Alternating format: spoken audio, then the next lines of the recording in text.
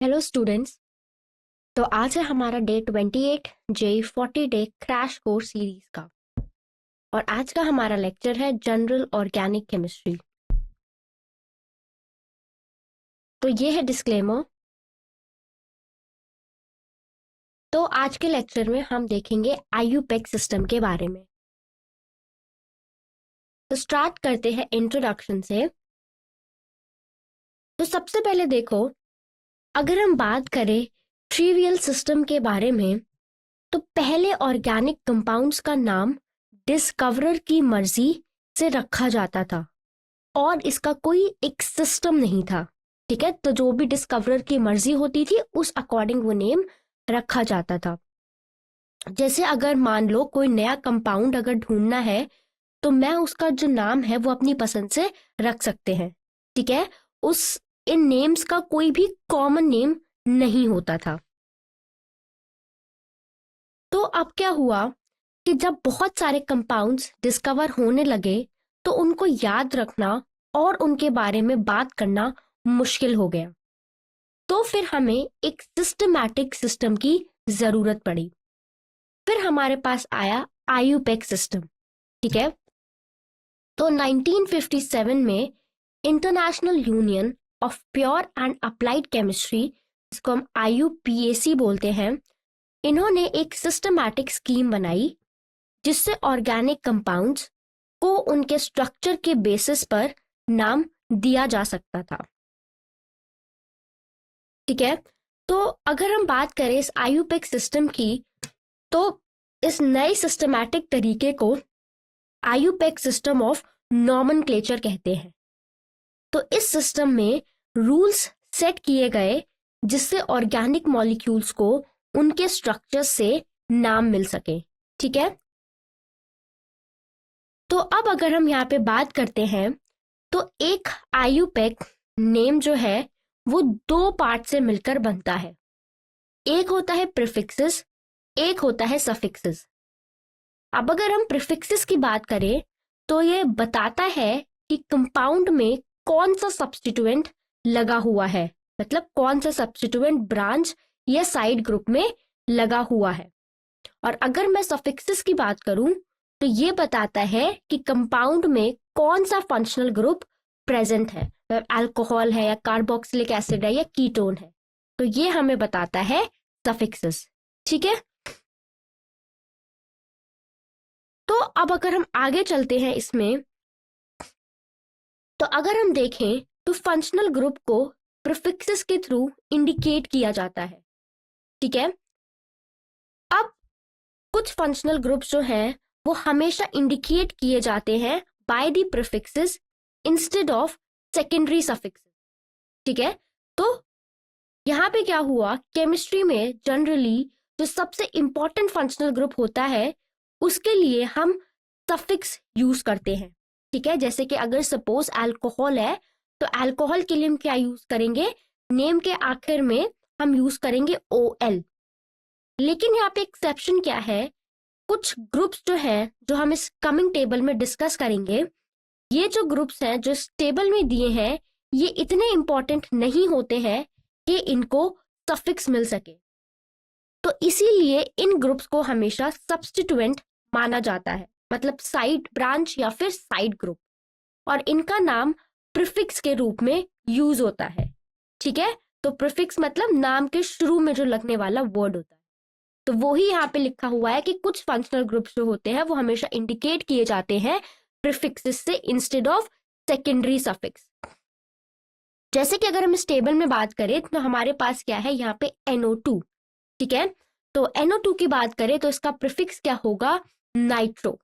ठीक है, इसकी फैमिली क्या है अगर हम देखें तो वो है RNO2 और इसका आईयूपैक नेम क्या होगा, नाइट्रो एल्केन।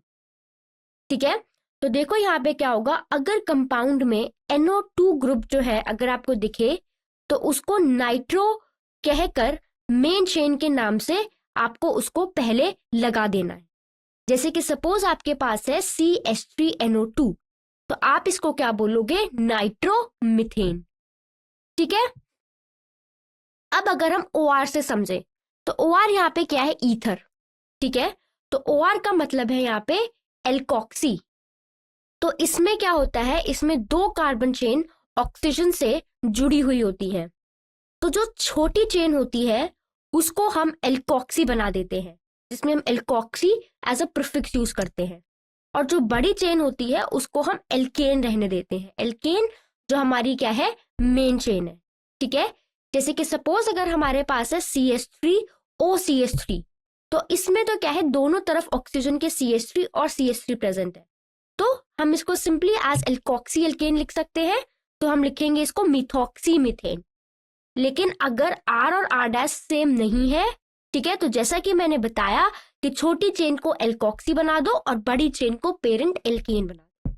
ठीक है, अब हमारे पास अगर यहाँ पे हैलोजेंस है, जैसे कि Cl हो गया, ब्रोमीन हो गया, आयोडीन हो गया या फिर फ्लोरीन हो गया, तो इनको केमिस्ट्री में हैलोजेंस कहते हैं, जैसा कि हमें पता है। तो ये ग्रुप्स हमेशा प्रीफिक्स ही रहते हैं।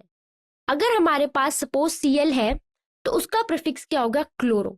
जैसे कि ये जो कंपाउंड है RCl, इसको हम क्या बोलेंगे, क्लोरो एल्केन। अगर हमारे पास Br है, इसको हम बोलते हैं ब्रोमो। ठीक है, सपोज अगर ये RBr है तो हम इसको क्या बोलेंगे, ब्रोमो एल्केन। अगर हमारे पास आयोडीन है, I है, तो हम इसको बोलेंगे आयोडो, और इसको क्या बोलेंगे फिर हम, RI आयोडो एल्केन। वैसे ही अगर हमारे पास F है तो इसको हम बोलेंगे फ्लोरो, और इसको, इस कंपाउंड को क्या बोलेंगे, RF फ्लोरो एल्केन। वैसे ही अगर हम बात करते हैं यहाँ पे NO की, तो इसको क्या बोलते हैं हम, नाइट्रोसो। अगर हमारे पास कोई ऐसी फैमिली है RNO, तो इसको क्या बोलेंगे हम, नाइट्रोसो एल्केन। ठीक है, तो आपको क्या याद रखना है कि जब भी इनमें से कोई ग्रुप कंपाउंड में हो तो ये समझ लेना है कि ये सब्स्टिट्यूएंट साइड या ग्रुप, मतलब ये सब्स्टिट्यूएंट है और इनका नाम प्रीफिक्स ही लगेगा। ठीक है, तो अगर इन ग्रुप की प्रेजेंस में अगर कोई मेन फंक्शनल ग्रुप है, जैसे कि OH हो गया अल्कोहल के लिए, ठीक है, तो अगर कोई मेन फंक्शनल ग्रुप नहीं है तभी जो नाम है वो एल्केन फैमिली पर एंड होगा। ठीक है,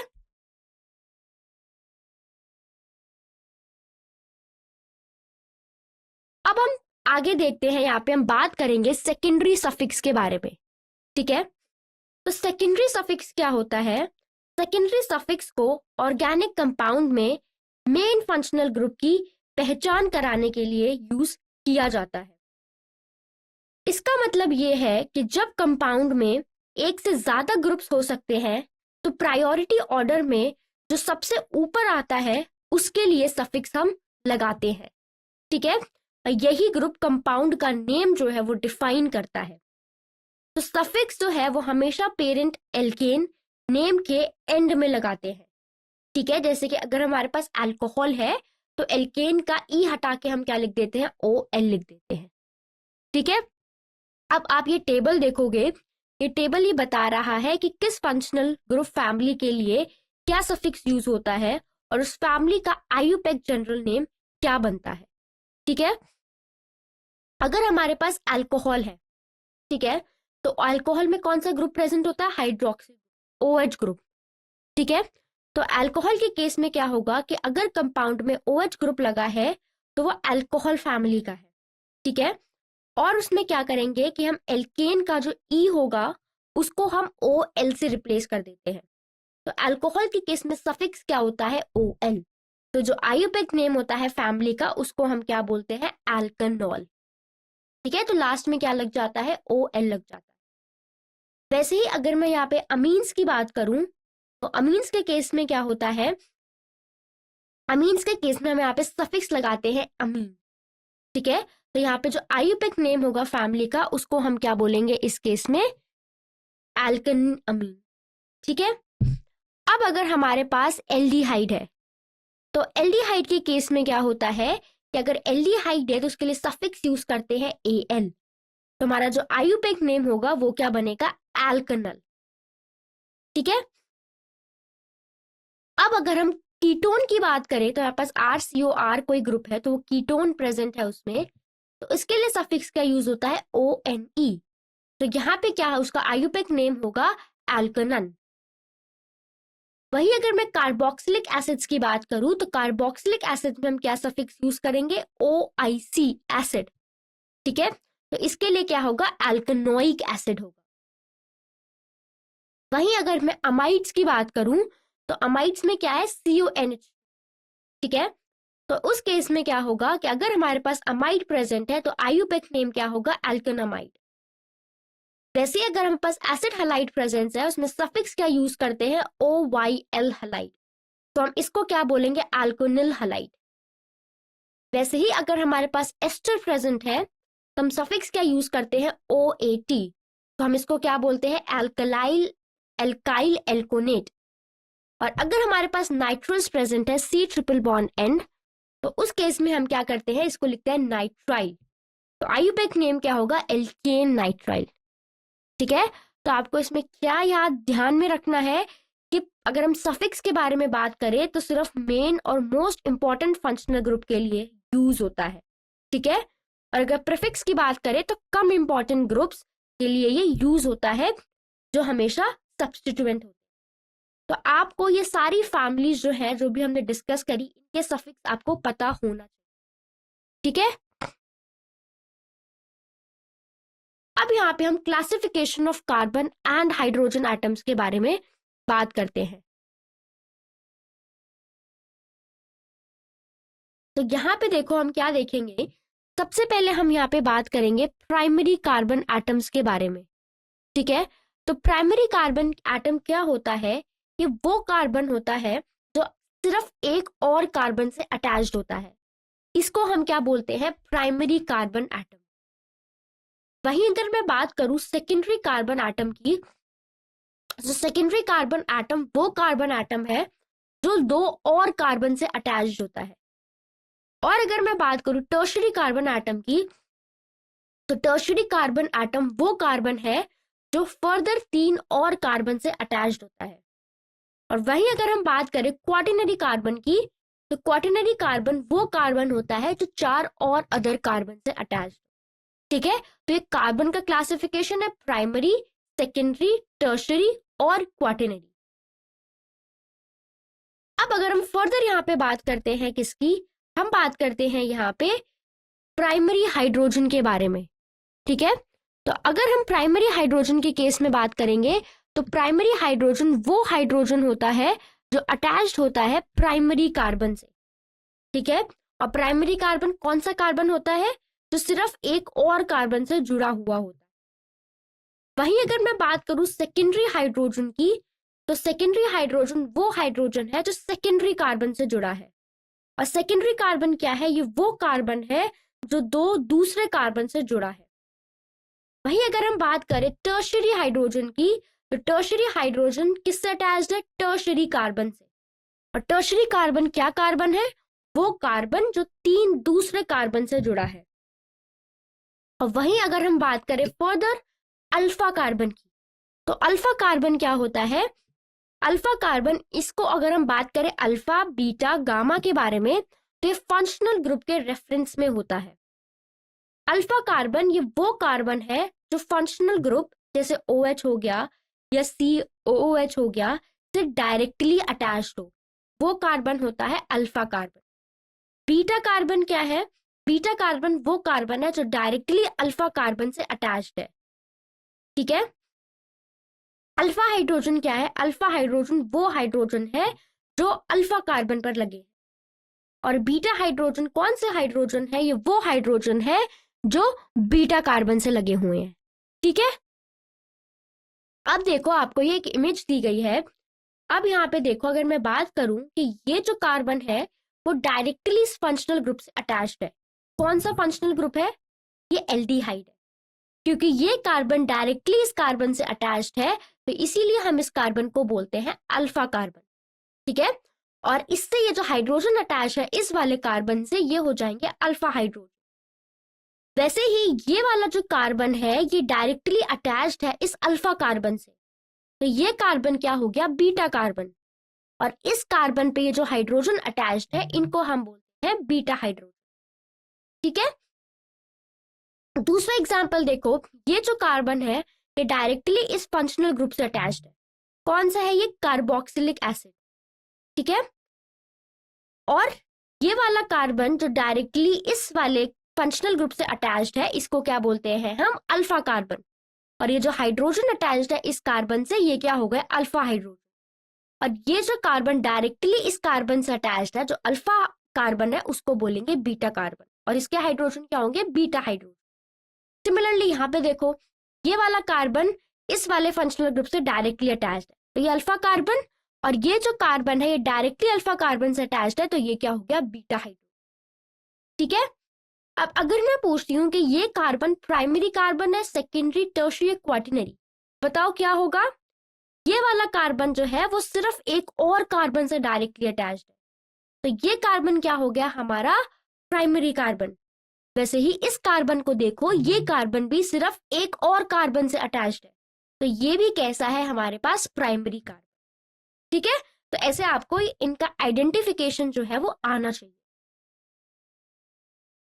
अब हम चलते हैं रूल्स फॉर आईयूपैक नॉमेनक्लेचर में। ठीक है। तो यहां पे देखो, सबसे पहले जो रूल है वो है लॉन्गेस्ट चेन का सिलेक्शन। तो सबसे पहले मॉलिक्यूल में लॉन्गेस्ट कार्बन चेन, मतलब कार्बन की सबसे लंबी कॉन्टिन्यूअस चेन को आइडेंटिफाई करते हैं। ठीक है। और इसको क्या बोलते हैं? इसको हम पेरेंट चेन बोलते हैं। ठीक है। दूसरा रूल यहाँ पे क्या है? नंबरिंग। तो टर्मिनल कार्बन से जो नंबरिंग है, हम इसकी शुरुआत करते हैं। तो नंबरिंग हमेशा टर्मिनल कार्बन से शुरू की जाती है, जहां से ब्रांचिंग सबसे नजदीक हो। ठीक है। तो अगर लेफ्ट से ब्रांच सेकंड कार्बन पे है और राइट से थर्ड कार्बन पे है, तो हम नंबरिंग कहां से शुरू करेंगे? लेफ्ट वाले से। ठीक है।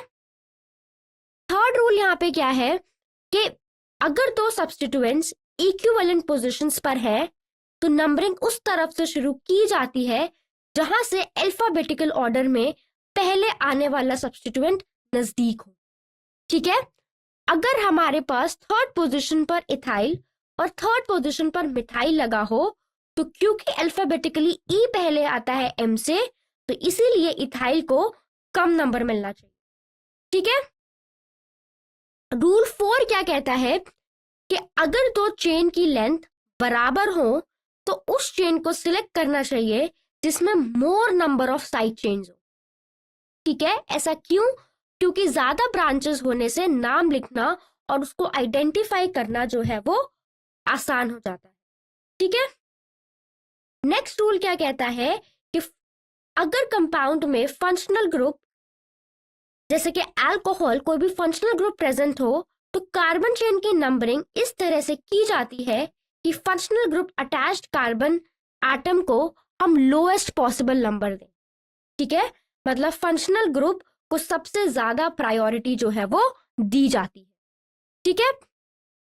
और अगर हम रूल 6 की बात करें, तो अगर कंपाउंड पॉलीफंक्शनल हो, मतलब एक से ज्यादा फंक्शनल ग्रुप्स हो, तो प्रायोरिटी वाइज एक फंक्शनल ग्रुप को प्रिंसिपल फंक्शनल ग्रुप चुनना चाहिए। ठीक है। जिसकी प्रायोरिटी ज्यादा आती है उसको हम प्रिंसिपल फंक्शनल ग्रुप चुनेंगे। ठीक है। और कंपाउंड का नाम फिर उस प्रिंसिपल फंक्शनल ग्रुप के सफिक्स के बेसिस पर हम लिखेंगे। जैसे कि अगर एसिड होगा तो OIC एसिड, अल्कोहल होगा तो OL। ठीक है। और बाकी सारे ग्रुप्स को प्रीफिक्स हम मान लेते हैं। ठीक है। तो ये जो रूल्स है आईयूपैक नॉमेनक्लेचर के, ये आप सभी को ध्यान में होने चाहिए। ठीक है। इनके बेसिस पे ही हम किसी भी कंपाउंड का जो नाम है वो लिखते हैं। अब देखो, हम बात करते हैं प्रायोरिटी ऑर्डर की। तो जब एक ऑर्गेनिक कंपाउंड में एक से ज्यादा फंक्शनल ग्रुप प्रेजेंट हो, तो हमें डिसाइड करना पड़ता है कि प्रिंसिपल फंक्शनल ग्रुप कौन सा है। तो जो ग्रुप प्रायोरिटी ऑर्डर में सबसे ऊपर आता है, उसके लिए सफिक्स यूज होता है। ठीक है। और बाकी सब ग्रुप को सब्स्टिट्यूएंट माना जाता है और उनके लिए क्या यूज करते हैं? प्रीफिक्स यूज करते हैं। तो यहां पे देखो, यहां पे आपको प्रायोरिटी ऑर्डर दिया गया है। ठीक है। तो यहां पे अगर इस प्रायोरिटी ऑर्डर को देखोगे, तो इमेज में हमें क्या दिया गया है? ऑर्डर दिया गया है डिक्रीजिंग क्रम में। ठीक है। जिसका मतलब है कि लेफ्ट वाले जो ग्रुप्स है वो सबसे ज्यादा पावरफुल है। तो अगर देखो यहाँ पे बात करूं COOH की, तो ये कार्बोक्सिलिक ग्रुप है, तो इसको हम सबसे ज्यादा प्रायोरिटी देते हैं। ठीक है, फिर है हमारे पास SO3H जो कि है हमारे पास सल्फोनिक एसिड। फिर है हमारे पास COR जो है हमारे पास एस्टर। फिर है हमारे पास COCl, ठीक है, जो कि है एसिड क्लोराइड। फिर है CONH2 जो कि है अमाइड। फिर है CN हमारे पास जो है नाइट्राइल। फिर CHO जो है एल्डिहाइड। फिर C डबल बॉन्ड O जो है कीटोन। OH alcohol. NH क्या है, NH2 हमारे पास क्या है, अमीन। ठीक है, C डबल बॉन्ड C और फिर लास्ट में है C ट्रिपल बॉन्ड C। ठीक है, तो COOH को सबसे ज्यादा प्रायोरिटी हम देते हैं। ठीक है, अब देखो इसका मतलब क्या है कि अगर कंपाउंड में COOH और OH दोनों प्रेजेंट है तो किसको प्रायोरिटी देनी है। देखो ऑर्डर वाइज कौन आ रहा है, COOH, तो हम प्रायोरिटी किसको देंगे, COOH। तो हम COOH को सफिक्स के रूप में देखेंगे, तो COOH को क्या मिलेगा, सफिक्स, जो कि क्या होगा, OIC एसिड, और OH को क्या मिलेगा, प्रीफिक्स। ठीक है, तो यहाँ पे ये चीज जो है वो आपको ध्यान रखनी है। तो हमने यहाँ पे बताया था लॉन्गेस्ट चेन सिलेक्शन का नियम। Maximum number of functional groups अगर प्रेजेंट है किसी भी लॉन्गेस्ट कार्बन चेन में, तो जब पेरेंट चेन सिलेक्ट करते हैं तो सिर्फ लंबी चेन देखना काफी नहीं होता है। चेन इतनी लंबी होनी चाहिए कि उसमें प्रिंसिपल फंक्शनल ग्रुप जरूर शामिल हो, मतलब जो हमारा प्रायोरिटी बेसिस पे फंक्शनल ग्रुप है।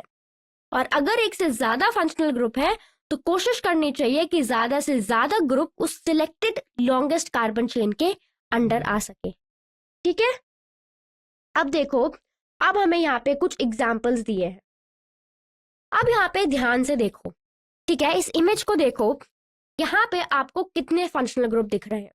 मुझे तो यहाँ पे 2 दिख रहे हैं, है ना, एक ये OH है, एक ये OH है।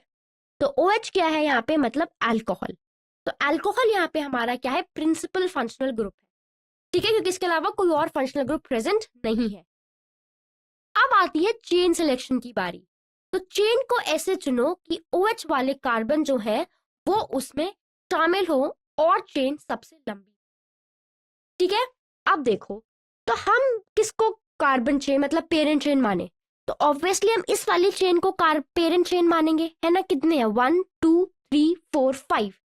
अब आप ऐसे सोच सकते हो कि हम इसको ऐसे भी ले सकते हैं, मतलब इस चेन को भी सिलेक्ट कर सकते हैं, 1 2 3 4 5 6। तब तो हमारे पास ज्यादा कार्बन एटम्स आ रहे हैं, बट हम सिलेक्ट कौन सी कर रहे हैं, 5 वाली। क्यों, क्योंकि अगर हम ये वाली सिलेक्ट करेंगे तो इसमें इस वाले फंक्शनल ग्रुप को प्रायोरिटी बेसिस नहीं दे पाएंगे। ठीक है, तो हम, क्योंकि हमें ऐसी चेन सिलेक्ट करनी है जिसमें फंक्शनल ग्रुप्स जो हो वो शामिल हो, तो हम इसीलिए ये 5 कार्बन की चेन सिलेक्ट कर रहे हैं। अब देखो, अब बात आती है कि नंबरिंग की। नंबरिंग कहाँ से शुरू करी जाए, इस वाले कार्बन से शुरू करी जाए कि इस वाले कार्बन से। ठीक है, तो यहाँ पे देखो हमने पेरेंट चेन तो सिलेक्ट कर ली 5 कार्बन एटम्स की। ठीक है, अब नंबरिंग, तो नंबरिंग वहां से शुरू होगी जहां से OH ग्रुप को सबसे छोटा नंबर मिल सके। तो हमारे पास 5 कार्बन की चेन है। ठीक है, तो हम नंबरिंग इस कार्बन से शुरू करेंगे ताकि इस वाले OH को, जिस कार्बन से ये OH अटैच्ड है, उसको क्या मिल सके, उसको सबसे छोटा नंबर मिले। ठीक है, तो हम क्या करेंगे, 1 2 3 4 5। ठीक है, सभी को इतना समझ आया। अब बारी आती है किसकी, सब्स्टिट्यूएंट्स की। तो देखो यहाँ पे सेकेंड कार्बन पे एक CH2CH3 ग्रुप है, मतलब एक इथाइल ग्रुप है, और तो कोई सब्स्टिट्यूएंट प्रेजेंट नहीं है, बस एक सेकेंड कार्बन पे ये प्रेजेंट। तो नाम कैसे लिखेंगे, एक तो देखो मेन कार्बन चेन जो पेरेंट कार्बन चेन है 5 की है, तो रूट वर्ड क्या हो गया, पेंटेन। ठीक है, अब क्योंकि हमारे पास फर्स्ट और फोर्थ पोजीशन पे ओ अल्कोहल ग्रुप प्रेजेंट है, तो अल्कोहल के लिए हम क्या लिखते हैं, OL लिखते हैं, है ना, सफिक्स क्या लगाते हैं, OL सफिक्स लगाते हैं। तो इसीलिए हम क्या लिखेंगे, पेंटेन 1,4 डाइऑल। ठीक है, डाई क्यों, क्योंकि हमारे पास 2 OH ग्रुप्स प्रेजेंट। अब आपके दिमाग में क्वेश्चन आ सकता है कि पेंटेन का हमने E क्यों नहीं हटाया। क्योंकि हम बोलते हैं ना कि जब भी हमें नाम लिखते हैं तो ई हटा के हम फिर उस सफिक्स को ऐड करते हैं। वो इसीलिए क्योंकि यहाँ पे ये जो दो कॉन्जिक्यूटिव वॉवल है वो एक साथ नहीं आ रहे हैं, मतलब ये वॉवल्स कॉन्जिक्यूटिवली नहीं आ रहे हैं, क्योंकि यहाँ पे क्या है ई और यहाँ पे क्या है डी, क्योंकि हमने डाई ऑल लिखा है तो इसीलिए ई एक वॉवल है बट डी एक वॉवल नहीं है, तो इसीलिए हम इसका पेंटेन का हम ई नहीं हटाते हैं इस केस में। बट अगर यहाँ पे सिर्फ एक ही OH ग्रुप प्रेजेंट होता तो उस केस में हम क्या करते, उस केस में हम इसका ई हटाते। ठीक है, इसीलिए हम यहाँ पे इसका ई नहीं हटाएंगे और हम लिखेंगे पेंटेन 1,4 डाइऑल। और सेकेंड वाले कार्बन पे एक ब्रांचिंग है जो कि इथाइल की, तो हम लिखेंगे 2 इथाइल पेंटेन 1,4 डाइऑल। ठीक है, तो ये है हमारा इसका नाम। तो ये चीज मैंने आपको बताई थी कि maximum number of functional groups present होने चाहिए लॉन्गेस्ट कार्बन चेन में। ठीक है, अब चलते हैं हम अपने एक नेक्स्ट एग्जाम्पल। अब देखो ये वाला एग्जाम्पल। ठीक है, अब इसमें ध्यान से देखो तो दो फंक्शनल ग्रुप्स प्रेजेंट है। कौन कौन से? एक तो COH प्रेजेंट है कार्बोक्सिलिक, और एक C डबल बॉन्ड O है मतलब कीटोन, क्योंकि यहाँ पे भी एक CH3 है, यहाँ पे एक CH, दोनों तरफ R ग्रुप। तो यहाँ पे मुझे दो फंक्शनल ग्रुप्स दिख रहे हैं, कार्बोक्सिलिक और एक कीटोन। अब देखो प्रायोरिटी रूल पे जाओ, प्रायोरिटी ऑर्डर में कार्बोक्सिलिक कहाँ था और कीटोन कहाँ था? तो COH की प्रायोरिटी कीटोन से ज्यादा होती है। तो इस केस में क्या करेंगे, हमारा प्रिंसिपल ग्रुप कौन सा होगा? COH जो है इसको हम प्रिंसिपल फंक्शनल ग्रुप मानेंगे। ठीक है, तो नंबरिंग हम वहां से शुरू करेंगे जहां से प्रिंसिपल फंक्शनल ग्रुप को लोएस्ट नंबर मिले, यानी COH के कार्बन को नंबर 1 दिया जाएगा, क्योंकि ये हमारा फंक्शनल ग्रुप प्रायोरिटी बेसिस पे। तो इस वाले कार्बन को हम फर्स्ट नंबर, तो 1 2 3 4 5, तो हमने अपनी 5 कार्बन की चेन ले ली और हमने इसकी नंबरिंग भी कर दी। ठीक है, अब सिंपली इसका नाम लिखना है। ठीक है, तो क्योंकि हमारे पास COH प्रेजेंट है तो इसका सफिक्स क्या होगा? Oic acid. ठीक है, तो क्या होगा? Pentanoic acid. ठीक है, तो पेरेंट चेन 5 कार्बन की है तो क्या हो जाएगा? ये पेंटेनोइक एसिड। अब अगर प्रीफिक्स की बात करें तो कीटोन ग्रुप को प्रीफिक्स मिलेगा। ठीक है, तो कीटोन का प्रीफिक्स अगर हम देखें तो क्या होता है? कीटो या फिर ऑक्सो। ठीक है, तो यहाँ पे क्या हम यूज करेंगे? 4 कीटो पेंटेनोइक एसिड, इसलिए इसका ये नाम हो जाएगा। फोर्थ क्या दिखा रहा है कि फोर्थ कार्बन पे ये कीटोन ग्रुप प्रेजेंट है। ठीक है, तो सिंपल 5 कार्बन की एसिड चेन है और फोर्थ पोजीशन पर कीटो ग्रुप जो है वो लगा हुआ। ठीक है, अब देखो अगला एग्जाम्पल। ये हमारे पास क्या है? ये हमारे पास एक साइक्लिक कंपाउंड है, तो ये एक साइक्लोब्यूटेन है, क्योंकि यहाँ पे कितने कार्बन है इस रिंग में? 1 2 3 4, 4 कार्बन की ये एक रिंग है। ठीक है, जिससे क्या जुड़ा हुआ है? जिससे COOH ग्रुप जो है जो जुड़ा हुआ है। ठीक है, तो इस केस में क्या होता है कि जब ये जो फंक्शनल ग्रुप्स है जैसे कि COH या CHO, ये जैसे ग्रुप्स जब रिंग से डायरेक्टली जुड़े हुए होते हैं तो रिंग को पेरेंट नेम माना जाता है। ठीक है, यहाँ पे क्या होगा? साइक्लोब्यूटेन। और फंक्शनल ग्रुप के कार्बन को रिंग की नंबरिंग में शामिल नहीं किया जाता है। ठीक है, ऐसे केसेस में क्या होगा? COH के लिए हम स्पेशल सफिक्स कार्बोक्सिलिक एसिड जो है वो यूज करते हैं। ठीक है, ना कि सिर्फ ओइक एसिड। तो इसीलिए इसका नाम क्या है? Cyclobutane carboxylic acid. तो साइक्लोब्यूटेन रिंग से एक कार्बोक्सिलिक एसिड ग्रुप जो है वो जुड़ा हुआ। ठीक है, तो इसका सिंपल सा नाम ये होगा। याद रखना कि फंक्शनल ग्रुप के कार्बन को रिंग की नंबरिंग में शामिल नहीं किया जाता है, तो इसीलिए इसका नाम होगा साइक्लोब्यूटेन कार्बोक्सिलिक एसिड। ठीक है, तो यहाँ पे देखो carbon containing functional group is not considered with cyclic, जैसा कि अभी मैंने आपको बताया। ठीक है, अब चलते हैं हम अपने नेक्स्ट एग्जाम्पल पे। अब इस एग्जाम्पल को देखो। अब इस एग्जाम्पल में अगर हम देखते हैं तो हमें कौन सा फंक्शनल ग्रुप दिख रहा है? तो इस कंपाउंड में हमें जो फंक्शनल ग्रुप दिख रहा है वो दिख रहा है carboxylic, C double bond OH। और अब अगर हम देखें तो क्योंकि हमें वो कार्बन चेन लेनी है जिसमें ये फंक्शनल ग्रुप जो हो वो शामिल हो।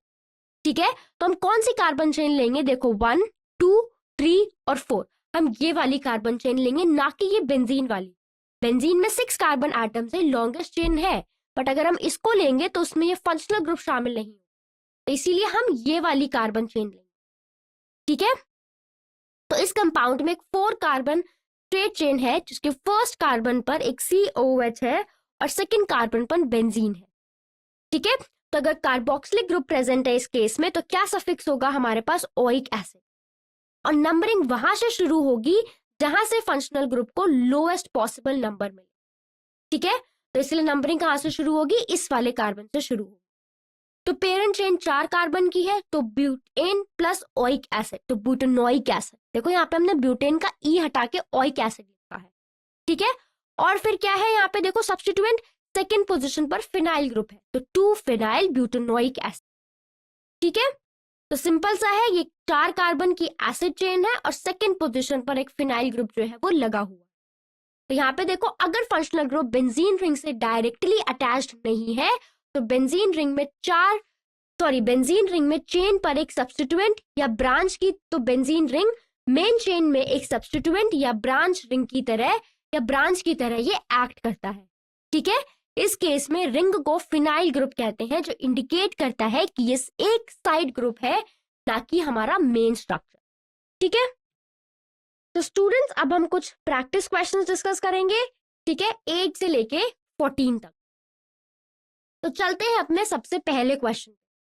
तो आपको इसमें पूछा गया है कि इनमें से कौन सा फॉलोइंग फंक्शनल ग्रुप आइसोमेरिज्म, इनमें से किसमें फंक्शनल ग्रुप आइसोमेरिज्म पॉसिबल नहीं है।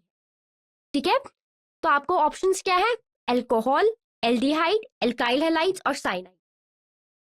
तो आपको बताना है कि इसमें से किस केस में फंक्शनल ग्रुप आइसोमेरिज्म पॉसिबल नहीं।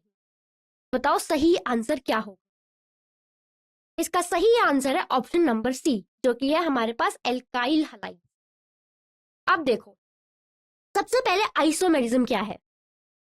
आइसोमर वो कंपाउंड होते हैं जिनका मॉलिक्यूलर फॉर्मूला सेम होता है, लेकिन उनका जो स्ट्रक्चर होता है वो अलग होता है। अब फंक्शनल ग्रुप आइसोमेरिज्म क्या है? इस टाइप की आइसोमेरिज्म में मॉलिक्यूलर फॉर्मूला सेम होता है, लेकिन कंपाउंड की फंक्शनल ग्रुप फैमिली ही चेंज हो जाती है। ठीक है, जैसे कि अगर हम एग्जांपल ले, तो देखो अल्कोहल और ईथर एक दूसरे के फंक्शनल ग्रुप आइसोमर हो सकते हैं, जैसे कि C2H6O से इथेनॉल और डाइमिथाइल ईथर जो है वो दोनों बन सकते हैं। अब अगर हम यहाँ पे बात करें अल्काइल हैलाइड्स की, कि अल्काइल हैलाइड्स ये क्यों नहीं दिखाते हैं, तो अल्काइल हैलाइड्स RX, जहाँ पे X क्लोरीन, ब्रोमीन या आयोडीन है, तो अल्काइल हैलाइड में 2 तरह के आइसोमर्स हमें देखने को मिलते हैं। एक है चेन आइसोमेरिज्म, जो बेस्ड है कार्बन चेन की जो लेंथ है उसको चेंज करेगा, और एक है पोजीशन आइसोमेरिज्म, जहां हैलोजन की पोजीशन चेंज हो। ठीक है, तो RX के मॉलिक्यूलर फॉर्मूले से कोई दूसरी फंक्शनल ग्रुप फैमिली नहीं बनाई जा सकती, तो इसीलिए ये फंक्शनल ग्रुप आइसोमेरिज्म शो नहीं करते हैं। ठीक है, अब चलते हैं अपने अगले सवाल पे। तो आपको बताना है इनमें से कौन सा कंपाउंड है जो कि टॉटोमेरिज्म दिखाता है? 2 ब्यूटीन, लैक्टिक एसिड, 2 पेंटेनॉन या फिर ईथेन। तो इसका सही आंसर है ऑप्शन नंबर सी, जो कि है 2 पेंटेनॉन। ठीक है, तो अब सबसे पहले देखो टॉटोमेरिज्म है क्या। तो टॉटोमेरिज्म एक स्पॉन्टेनियस इंटर कन्वर्जन है 2 आइसोमेरिक फॉर्म्स के बीच में। ये दोनों फॉर्म के फंक्शनल ग्रुप्स अलग होते हैं, जैसे कि कीटोन और इनॉल, लेकिन इनको इंडिपेंडेंटली आइसोलेट नहीं किया जा सकता। मतलब इनको आसानी से अलग अलग हम स्टोर नहीं कर सकते, क्योंकि ये हमेशा एक दूसरे में इंटर कन्वर्ट होते रहते हैं या बदलते रहते हैं। ठीक है, तो इसमें क्या होता है, ये inter conversion mainly alpha hydrogen, मतलब फंक्शनल ग्रुप से बगल वाले कार्बन के हाइड्रोजन। ठीक है, तो ये inter conversion mainly alpha hydrogen के शिफ्ट होने से होता है। ठीक है, तो यहाँ पे अगर हम देखेंगे तो इस इमेज में आपको कीटो और इनॉल टॉटोमेरिज्म जो है वो दिखा रखा है। ठीक है, तो यहाँ पे देखो कीटो फॉर्म में क्या है, ये वो फॉर्म है जिसमें कीटोन मतलब C डबल बॉन्डो ग्रुप जो है वो मौजूद है। तो ये जनरली जो है वो ज्यादा स्टेबल फॉर्म होती है, ठीक है। और जो इनॉल फॉर्म है ये तब बनती है जब ये जो डबल बॉन्ड है, ये तब बनती है जब डबल बॉन्ड और अल्कोहल ग्रुप दोनों साथ में आ जाते हैं, ठीक है। तो ये देखो C डबल बॉन्ड C और ये अल्कोहल ग्रुप, ये दोनों साथ में आ जाते हैं, तब हमारा बनता है इनॉल फॉर्म, ठीक है।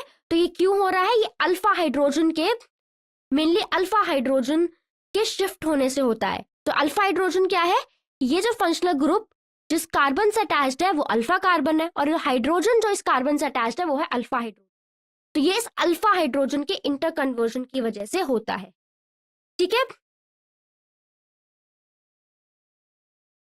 तो ये जो इंटर कन्वर्जन है ये मेनली अल्फा हाइड्रोजन के शिफ्ट होने से होता है, ठीक है।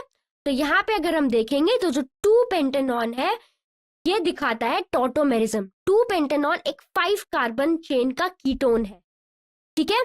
तो इसमें क्या होता है कि टॉटोमेरिज्म शो करने के लिए इंपॉर्टेंट कंडीशन क्या होती है कि इसके पास अल्फा हाइड्रोजन का होना जरूरी होता है। और अगर हम बात करें पेंटेनॉन में, तो 2 पेंटेनॉन में C double bond O group second position पर है, इसके बगल में थर्ड कार्बन और दूसरी तरफ फर्स्ट कार्बन, दोनों जगह अल्फा हाइड्रोजन जो है वो प्रेजेंट है। तो जब इसका अल्फा हाइड्रोजन शिफ्ट होता है तो कीटो फॉर्म इनॉल फॉर्म में बदल जाता है, ठीक है, जैसे कि आपको इस डायग्राम में दिखाया गया, ठीक है। अब चलते हैं अगले सवाल पे। नेक्स्ट क्वेश्चन में आपसे पूछा गया है कि कितने number of stereo isomer possible है इस गिवन मॉलिक्यूलर फॉर्मूला में, ठीक है। तो आपको ये फॉर्मूला दिया है तो बताना है कितने स्टीरियो आइसोमर्स पॉसिबल है, 3, 2, 4 या 6। तो देखो जब इस क्वेश्चन को सॉल्व करोगे सही आंसर आएगा 4। तो स्टीरियो आइसोमर्स निकालने के लिए कंपाउंड में ये देखा जाता है कि उसमें कितने स्टीरियोजेनिक सेंटर जो है वो मौजूद है, ठीक है। अब अगर हम बात करें स्टीरियोजेनिक सेंटर की, तो इस कंपाउंड का स्ट्रक्चर देखो आपको यहाँ पे गिवन है, CH3 CH double bond CH CH इससे OH लगा है CH3। तो इस कंपाउंड में अगर देखोगे तो 2 स्टीरियोजेनिक सेंटर्स प्रेजेंट है। सेंटर 1 कौन सा है, ये कार्बन डबल बॉन्ड कार्बन वाला, ठीक है। तो ये CH double bond CH group symmetrical isomerism, cis या ट्रांस या फिर E या Z आइसोमेरिज्म शो करता है।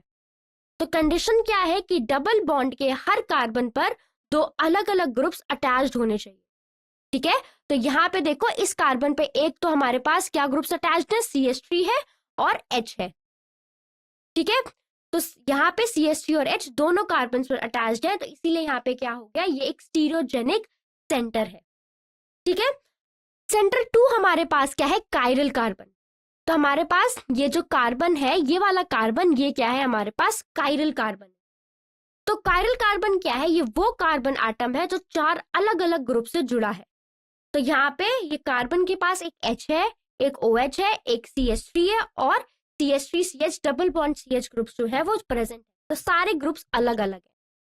तो इसीलिए जब इस कंपाउंड में, तो अगर हम कैलकुलेट करें यहाँ पे नंबर ऑफ टोटल आइसोमेरिज्म, तो जब कंपाउंड में 2 या 2 से ज्यादा स्टीरियोजेनिक सेंटर्स होते हैं और कंपाउंड अनसिमेट्रिकल होता है, तो उस केस में स्टीरियो आइसोमर्स निकालने का फॉर्मूला क्या होता है, 2 raise to the power n, ठीक है। जहां n क्या है, n है नंबर ऑफ स्टीरियोजेनिक सेंटर, और यहाँ n की वैल्यू कितनी है 2, एक डबल बॉन्ड वाला और एक कायरल वाला कार्बन।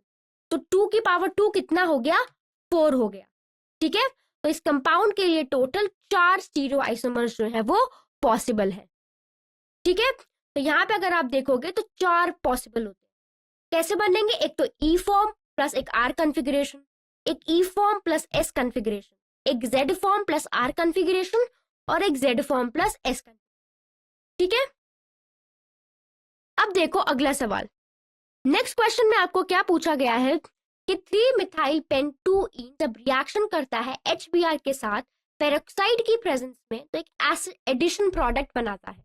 तो इसमें भी आपको बताना है वही स्टीरियो आइसोमर्स बताने, 6, 0, 2 या 4, ठीक है। तो जैसे कि अभी हमने इससे पहले वाले क्वेश्चन में निकाला था, सेम लॉजिक और कॉन्सेप्ट हम इस क्वेश्चन में भी अप्लाई करेंगे, ठीक है। तो टोटल कितने हैं इसमें, 4 है ना। सोल्यूशन देखो, तो यहाँ पे अगर हम अपनी बात करें इस रिएक्शन की, तो इस रिएक्शन में अगर हम देखें तो हमारे पास क्या है, 3 मिथाइल पेंट 2 इन, ठीक है, ये हमारे पास हमारा 3 मिथाइल पेंट 2 इन, थर्ड कार्बन पे मिथाइल ग्रुप है, सेकंड और थर्ड कार्बन के बीच में ये डबल बॉन्ड, और हमारे पास यहाँ पे रिएजेंट क्या है, HBr विद पेरोक्साइड जो कि है H2O2। अब यहाँ पे रूल क्या है कि HBr विद पेरोक्साइड जो फ्री रेडिकल एडिशन है ये एंटी मार्कोनिकॉज रूल को फॉलो करेगा, ठीक है।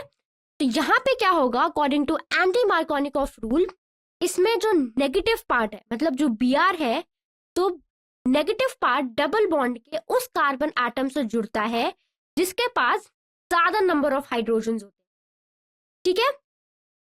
तो यहाँ पे देखो हमारे पास कि डबल बॉन्ड सेकेंड और थर्ड कार्बन के बीच है, तो कार्बन 2 के पास एक हाइड्रोजन है और कार्बन 3 के पास 0 हाइड्रोजन है, क्योंकि उस पर CH3 और CH2CH3 ग्रुप लगे हैं। तो इसीलिए जो Br ग्रुप है ये CH3 की बजाय C2 पर जुड़ेगा। तो हमें इस केस में क्या मिलेगा, हमें इस केस में मिलेगा 2 ब्रोमो 3 मिथाइल पेंटेन, सेकेंड पर ब्रोमो अटैच्ड है, थर्ड पर मिथाइल, तो 2 ब्रोमो 3 मिथाइल पेंटेन, ठीक है। ये तो थी हमारी रिएक्शन। अब हमारे पास ये प्रोडक्ट बन गया, ठीक है। तो ये है हमारे पास प्रोडक्ट का स्ट्रक्चर। अब इसमें देखने हैं कायरल सेंटर। तो अब हमें प्रोडक्ट में कायरल कार्बन एटम जो है वो ढूंढने हैं। तो कायरल कार्बन कब होगा, जब कार्बन 4 अलग अलग ग्रुप से जुड़ा है। तो ध्यान से देखो कार्बन 2 को, ये एक हाइड्रोजन, एक Br, एक CH3 और किससे, CH, CH3, CH2, CH3 से ये जुड़ा है। तो एक तो हमारे पास ये कायरल सेंटर हो गया। दूसरा, अगर कार्बन 3 को देखो तो इसके पास एक हाइड्रोजन है, ठीक है, एक CH3 है इसके पास, एक इसके पास CH2 CH3 है और एक क्या है CH Br CH3। तो ये हमारा दूसरा कायरल सेंटर। तो हमारे पास कितने कायरल सेंटर है, 2। तो क्योंकि मॉलिक्यूल अनसिमेट्रिकल है तो टोटल स्टीरियो आइसोमर का फॉर्मूला क्या होगा हमारे पास, 2 raise to the power n, मतलब 2 रेज टू द पावर 2, तो कितना हो गया, 4 हो गया। तो इस रिएक्शन के फाइनल प्रोडक्ट में हमें जो मिला 2 ब्रोमो 3 मिथाइल पेंटीन, इसके लिए 4 स्टीरियो आइसोमेरिज्म पॉसिबल, ठीक है। अब देखना है अगला सवाल, इनमें से कौन सा कंपाउंड जो है वो ज्योमेट्रिकल आइसोमेरिज्म दिखाएगा। 1 phenyl 2 butene, 3 phenyl 1 butene, 2 phenyl 1 butene या 1,1 डाइफिनाइल 1 प्रोपेन। तो इसका सही आंसर है option number A, 1 phenyl 2 butene. अब ज्योमेट्रिकल आइसोमेरिज्म दिखाने की कंडीशन क्या है, तो एल्कीन ज्योमेट्रिकल आइसोमेरिज्म तब दिखाता है जब डबल बॉन्ड के हर कार्बन से जुड़े हुए 2 ग्रुप जो है वो अलग अलग हो, तभी ये दिखाएगा हमारा ज्योमेट्रिकल आइसोमेरिज्म। अब मेरी बात यहाँ ध्यान से देखो, हमारे पास एक ये कार्बन है जो डबल बॉन्ड से जुड़ा है और एक ये कार्बन है जो डबल बॉन्ड से जुड़ा है। तो ये दोनों जो ग्रुप्स जुड़े हैं इस वाले कार्बन से ये अलग होने चाहिए, है ना। तो देखो अगर मैं इसको A मान लूं, इसको B मान लूं, इसको C मान लूं और इसको D मान लूं, तो A should not be equal to B and C should not be equal to D।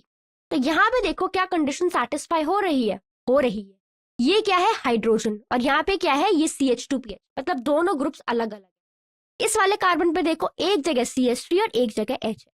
That means कि इस वाले कार्बन से जो 2 ग्रुप्स जुड़े हैं ये अलग है और इस वाले कार्बन से जो 2 ग्रुप्स जुड़े हैं ये भी अलग है, क्योंकि ज्योमेट्रिकल आइसोमेरिज्म दिखाएगा। अब इसके 2 केसेस पॉसिबल है, एक ट्रांस और एक सिस। तो ट्रांस में क्या होगा, ये दोनों हाइड्रोजन एक दूसरे के एडजेसेंट होंगे, सॉरी एक दूसरे के ऑपोजिट होंगे, और सिस में क्या होगा, ये दोनों हाइड्रोजन एक दूसरे के एडजेसेंट होंगे। तो फर्स्ट केस में देखो नाम क्या है, ट्रांस 1 फिनाइल 2 ब्यूटीन। तो देखो नंबरिंग स्टार्ट करी इस कार्बन से 1 2 3 4, मेन कार्बन चेन में कितने कार्बन एटम्स है, 4, और क्योंकि यहाँ पे एक डबल बॉन्ड प्रेजेंट है, कहाँ पे, सेकेंड कार्बन, ठीक है, तो 2 ब्यूटीन, क्योंकि डबल बॉन्ड है तो इन, और फर्स्ट कार्बन पे क्या प्रेजेंट है, एक पीएच ग्रुप, तो 1 फिनाइल 2 ब्यूटीन, और क्योंकि ट्रांस है तो आगे ट्रांस लिखा। सिमिलरली भी इसका नाम होगा, बट ये क्या है, सिस, तो ये होगा सिस 1 फिनाइल 2 ब्यूटीन, ठीक है। तो ये ज्योमेट्रिकल आइसोमेरिज्म दिखाएगा। अब बाकी के ऑप्शंस देखो, अब एक है हमारे पास 3 फिनाइल 1 ब्यूटीन, ठीक है।